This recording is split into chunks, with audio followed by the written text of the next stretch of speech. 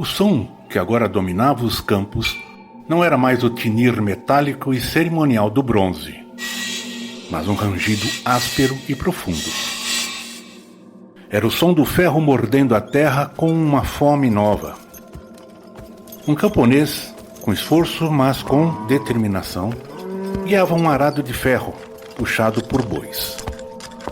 A lâmina mais pesada e resistente abria sulcos mais fundos, revolvendo camadas de solo que antes permaneciam intocadas. Ele não trabalhava mais no padrão geométrico e coletivo do campo de poço. Agora, ele lavrava um lote de terra que sua família tinha o direito de usar por gerações, desde que pagasse seus tributos. Ao longe, nas encostas das montanhas que antes eram intocáveis, ele podia ver os terraços verdes, onde outras famílias cultivavam arroz. Uma paisagem totalmente nova, esculpida pela ambição humana. A Revolução Zul não foi marcada por um único grito de batalha, mas pelo som constante e expansivo do ferro no solo, e pelo murmúrio da água correndo através de canais que levavam a civilização chinesa para novos horizontes. O mundo estava se tornando maior, mais produtivo e mais complexo. A dinastia Zhou, de 1046 a 2056 a.C., é uma das mais longas da história humana. Sua história é dividida em dois períodos principais: os Zhou ocidentais, de governo centralizado e relativamente estável, e os Zhou orientais. Uma era de fragmentação política, períodos da primavera e outono e dos reinos combatentes. É uma era de fragmentação política, mas de explosão intelectual e tecnológica sem precedentes. É a famosa era das 100 escolas de pensamento. Este episódio examina como a agricultura azul foi a força motriz por trás desta dualidade. Por um lado, inovações tecnológicas cruciais, a adoção do ferro e sistemas avançados de rotação de culturas. Inovações esta que geraram um excedente agrícola ainda maior, permitindo sustentar uma população em crescimento e exércitos permanentes. Por outro, a expansão territorial dramática, impulsionada pela necessidade de novas terras, dissolveu o controle centralizado.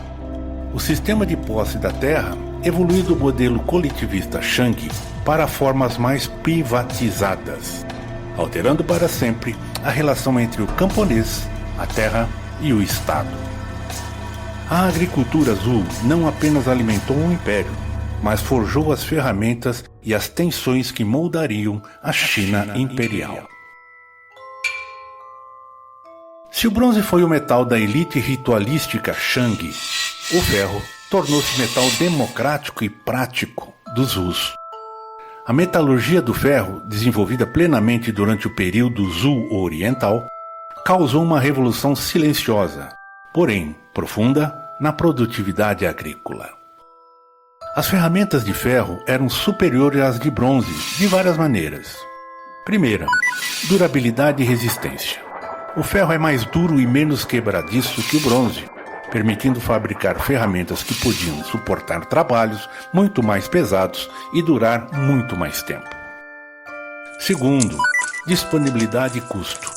Os minérios de ferro são mais abundantes na China que os de cobre e estanho, estes usados para fazer bronze. Isso tornou as ferramentas de ferro eventualmente mais baratas e acessíveis, não restritas apenas à elite. Terceiro, eficiência. O arado de ferro, com suas pontas mais fortes e pesadas, podia revolver o solo mais profundamente, enterrando ervas daninhas e quebrando a crosta dura da terra, algo impossível para as ferramentas de bronze. Foices de ferros mais afiadas aceleravam drasticamente a colheita. O impacto foi transformador. Solos mais pesados e marginais, antes considerados impossíveis de cultivar, puderam ser aproveitados. A eficiência aumentou, permitindo que um homem cultivasse mais terra. Esta explosão de produtividade foi o combustível que alimentou a expansão populacional, o crescimento das cidades e os longos conflitos dos reinos combatentes. Impulsionados pela tecnologia do ferro e pela pressão populacional, os Zhou empreenderam uma expansão territorial maciça. Eles não se limitaram a conquistar outras tribos, conquistaram a própria geografia. A expansão para o sul, em direção ao Vale do Yangtze, foi a mais significativa. Esta região, de clima úmido e cheias frequentes, exigiu uma adaptação radical. Os agricultores Zhou desenvolveram sistemas complexos de gestão da água. Diques, barragens, canais e reservatórios, os tanques, para controlar as cheias e irrigar os campos de arroz. A paisagem foi meticulosamente remodelada. A inovação mais emblemática desta conquista do sul foram os terraços, ou Qiqian. Nas encostas íngremes dos vales do Yangtze e de seus afluentes, os camponeses esculpiram a montanha em degraus gigantescos. Cada terraço, sustentado por muros de pedra, funcionava como um pequeno campo plano que retinha a água da chuva. Esta técnica genial permitiu que a cultura do arroz, altamente produtiva, se expandisse dramaticamente, superando o milheto como o cereal base da China. Paralelamente, uma inovação agronômica crucial foi refinada: a rotação de culturas. Os agricultores aprenderam a alternar em um mesmo campo culturas que exauriam diferentes nutrientes do solo. O sistema mais comum envolvia alternar grão de inverno, trigo ou cevada, com grãos de verão, painço ou, posteriormente, o arroz. Esta prática simples, mas revolucionária, manteve a fertilidade do solo, evitou o esgotamento da terra e permitiu o cultivo contínuo, sendo fundamental para a sustentabilidade da agricultura chinesa. O sistema Jingtian, lembram dele? O campo de poço, idealizado como uma estrutura coletivista e centralizada, mostrou-se incompatível com a nova realidade Zhou, de expansão territorial e poder localizado. Com a conquista de vastos novos territórios, o rei Zhou distribuía terra para seus parentes e aliados, como feudos. Estes senhores feudais, longe da corte central, começaram a exercer poder soberano sobre suas terras. Eles tinham interesse em maximizar a produção de seus domínios, para assim financiar seus exércitos e administrações. O rígido sistema Jingtian era ineficiente para isso. Lentamente, ele foi sendo abandonado e substituído por um sistema de posse de terra baseada no uso e no pagamento de tributos. As famílias camponesas recebiam o direito de cultivar um lote de terra de forma hereditária, em troca de pagar uma taxa, em grão ou tecido, e prestar serviço de trabalho cruel ao senhor local. Ou seja, ou entre outras, a submissão dos camponeses a um regime de trabalho forçado e não remunerado, em benefício do poder e da riqueza dos nobres proprietários da terra. Este foi um passo embrionário, porém crucial, em direção ao conceito de propriedade privada da terra. Esta mudança teve implicações profundas.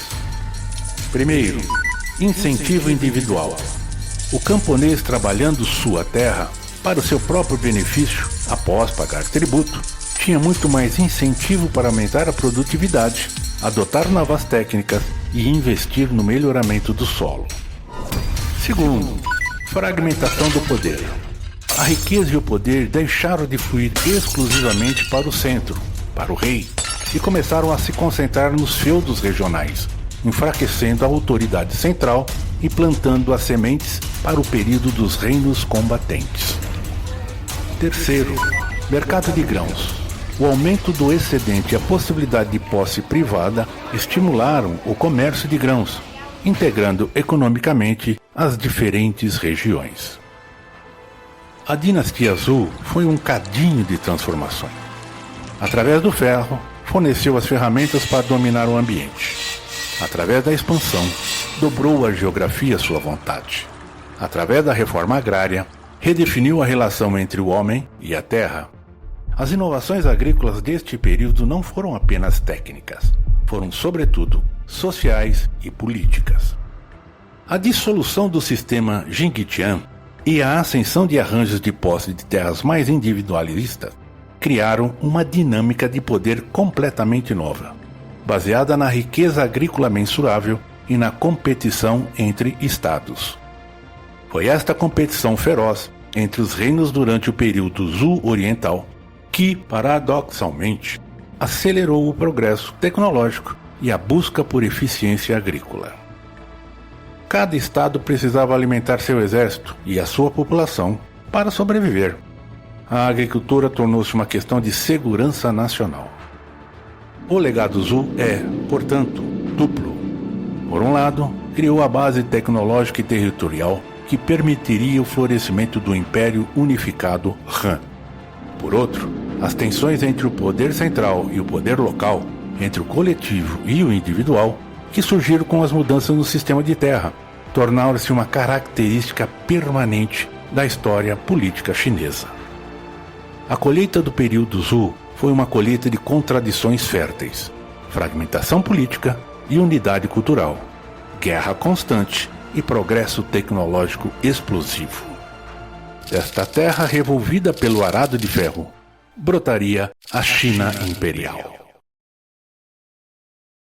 Vocês acabaram de ouvir como a dinastia Zhou transformou a China através do ferro, dos terraços e da reinvenção da posse de terra. O arado de ferro não apenas revolveu o solo, revolveu toda a estrutura social chinesa. Das cinzas da fragmentação política e da competição entre reinos, nasceria algo extraordinário. No próximo episódio, testemunharemos o florescimento completo dessas sementes. As dinastias Han e Tang, a verdadeira era de ouro da agricultura chinesa. Prepare-se então para descobrir como um império unificado levou a inovação agrícola a patamares nunca vistos. Até lá, e lembre-se, toda grande civilização começa no campo.